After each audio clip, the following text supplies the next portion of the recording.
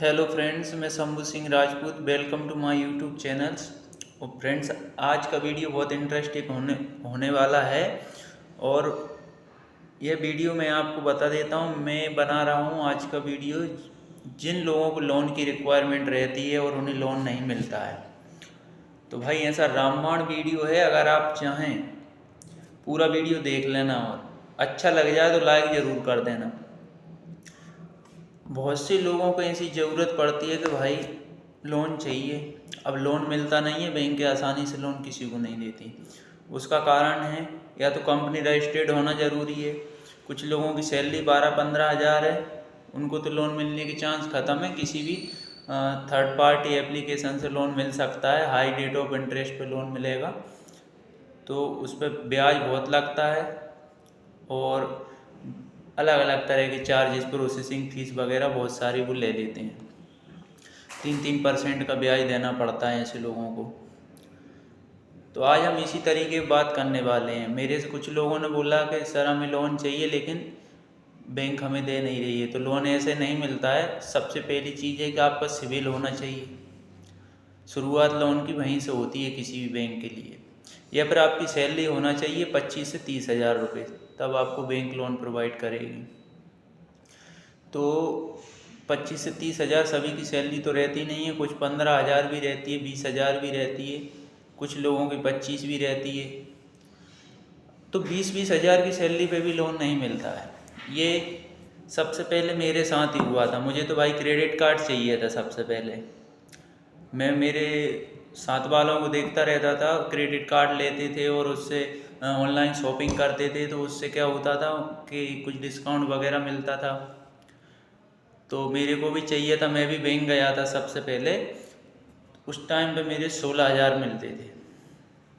तो बैंक वालों ने मुझसे मना कर दिया कि भाई आपको हम कार्ड नहीं दे सकते। लोन तो दूर की बात है, क्रेडिट कार्ड नहीं दे सकते, क्यों क्रेडिट कार्ड 10-20 हज़ार की लिमिट का भी मिल जाता है बैंकों से। तो फिर मैंने दिमाग लगाया, भाई क्रेडिट कार्ड तो लेना पड़ेगा और सिविल कार्ड से ही बनता है, छोटे मोटे लोन से ही बन जाता है। तो फिर मैंने क्या किया, 25 हज़ार रुपये ले जाकर मैंने कर दी बैंक में एफडी। 25 हज़ार रुपये की एफडी की।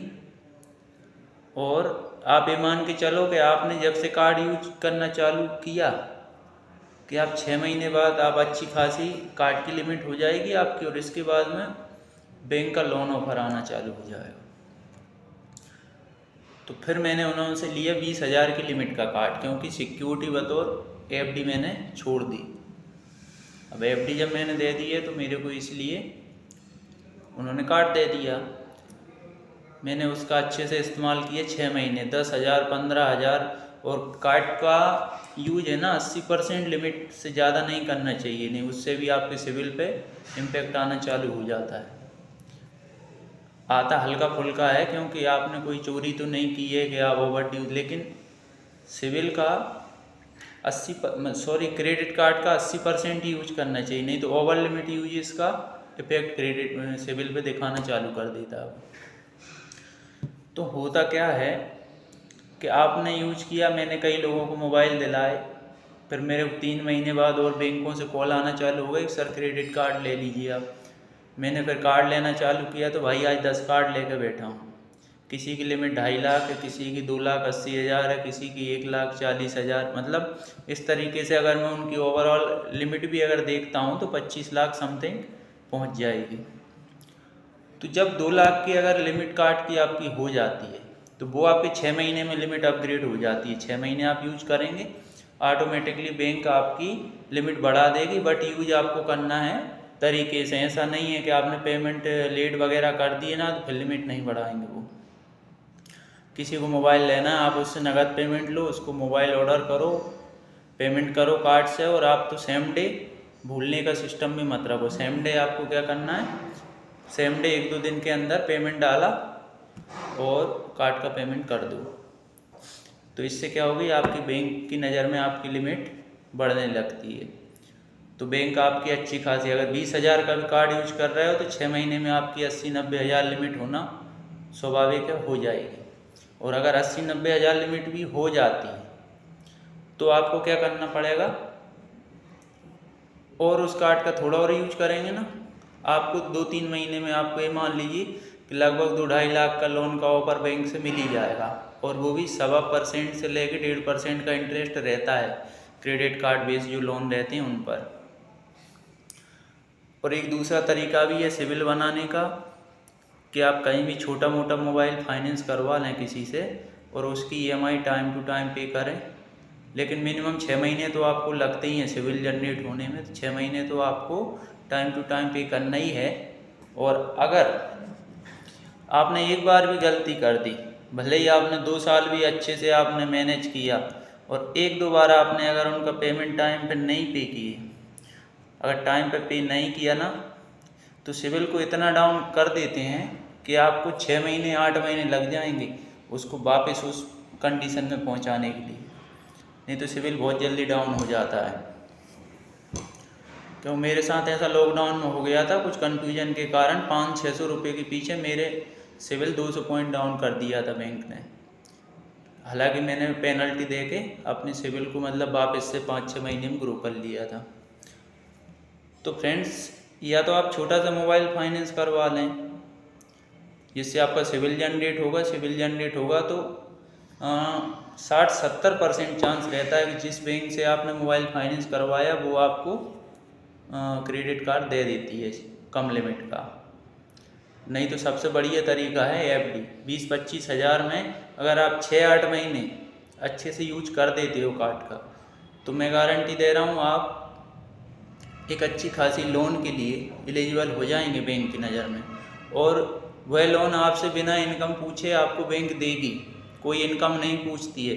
कार्ड के ट्रांजैक्शन जो रहते हैं उसके बेस पे, कार्ड के बेस पे आपको लोन प्रोवाइड करती है। कुछ लोन रहते हैं जिनमें कार्ड की लिमिट जितना ही लोन देते हैं वो लिमिट ब्लॉक कर देते हैं धीरे धीरे, फिर आपकी लिमिट को इंक्रीज करते हैं जैसे कि आप पेमेंट डालते जाएंगे।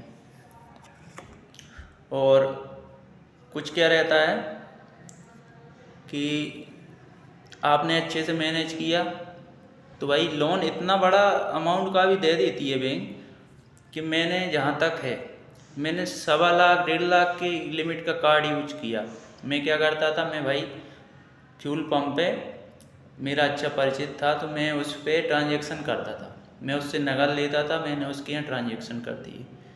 तो मैं 70,000 80,000 का मैंने हर महीने ट्रांजैक्शन किया। 5-6 महीने की बड़ा लोन ऑफर आया, 7-7 लाख रुपए की लोन ऑफर आए, बट मैंने लिए नहीं हैं। मैंने तो मेरी ज़रूरत अनुसार लिया, 2.5 लाख 3 लाख जो भी अपने को ज़रूरत थी उस हिसाब से ले लिया।